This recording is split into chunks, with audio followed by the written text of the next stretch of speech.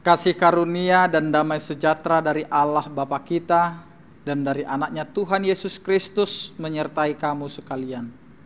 Amin. Bapak, Ibu, dan saudara-saudara yang dikasihi oleh Tuhan kita Yesus Kristus, sebelum kita melanjutkan atau melakukan aktivitas kita pada hari ini, terlebih dahulu kita mendengarkan firman Tuhan yang menyapa kita, yang tertulis dalam Lukas 18 ayat yang ke-31. Demikianlah dikatakan, Yesus memanggil ke-12 muridnya, lalu berkata kepada mereka, "Sekarang kita pergi ke Yerusalem, dan segala sesuatu yang ditulis oleh para nabi mengenai Anak Manusia akan digenapi." Demikian firman Tuhan. Bapak, Ibu, dan saudara-saudara yang dikasihi oleh Tuhan kita Yesus Kristus, penggenapan nubuat para nabi. Yesus adalah anak manusia. Kenapa dikatakan anak manusia? Karena dia dilahirkan, memiliki keluarga, memiliki teman-teman, dan dia juga menjalani bagaimana dinamika kehidupan sebagai manusia. Di dalam perjalanan kehidupannya dia juga bisa melihat apa yang terjadi. Dan itulah yang mau digenapi oleh Yesus Kristus melalui apa yang diberitakan oleh para nabi di dalam perjanjian lama.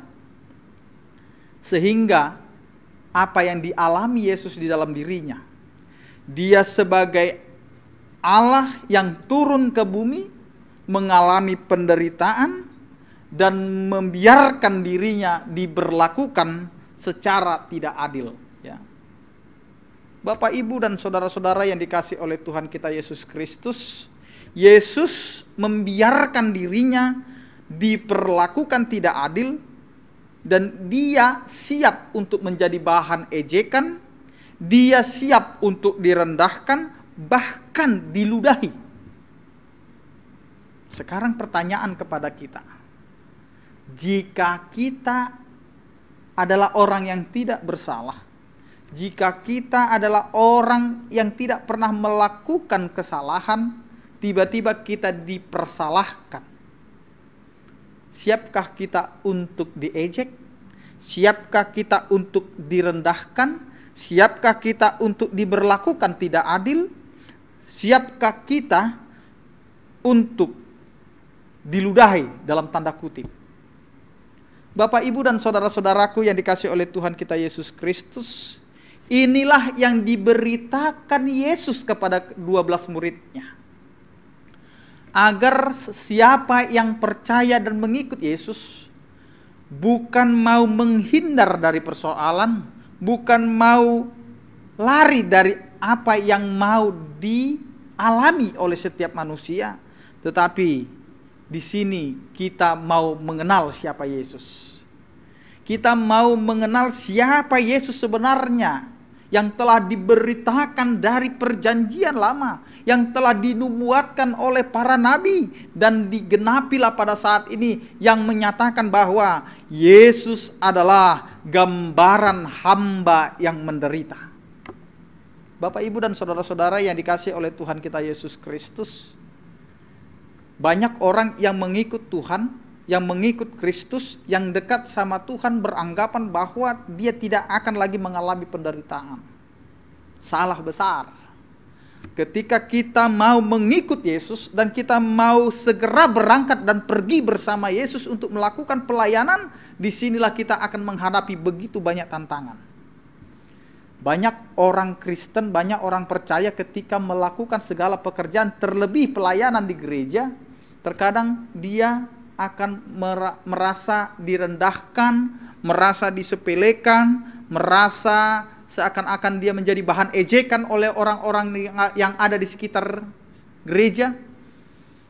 Sehingga ia tidak terima dengan mengatakan, yang baik ku berikan, yang baik ku kerjakan, tetapi aku malah mendapatkan yang tidak baik dari sambutan orang-orang. Nah, di sini sebagai dasar kita bahwa melayani itu adalah tantangan. Melayani itu bukanlah suatu yang menyenangkan sebenarnya, tetapi di dalam kehidupan kita, kita mau melihat bahwa Yesus sebagai gambaran hamba yang menderita, bahwa kita ketika ikut dengan Kristus, kita sudah siap untuk menerima resiko penderitaan. Tetapi dengan catatan yang mau kita lihat, penderitaan yang kita alami adalah penderitaan, jika Tuhan mengizinkan penderitaan itu ada, maka kita adalah manusia yang paling berharga. Karena apa?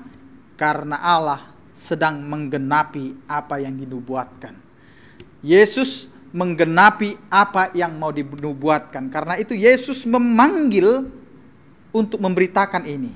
Sehingga ketika firman ini mau mengatakan kepada kita bahwa apa yang ditulis oleh para nabi mengenai anak manusia akan digenapi.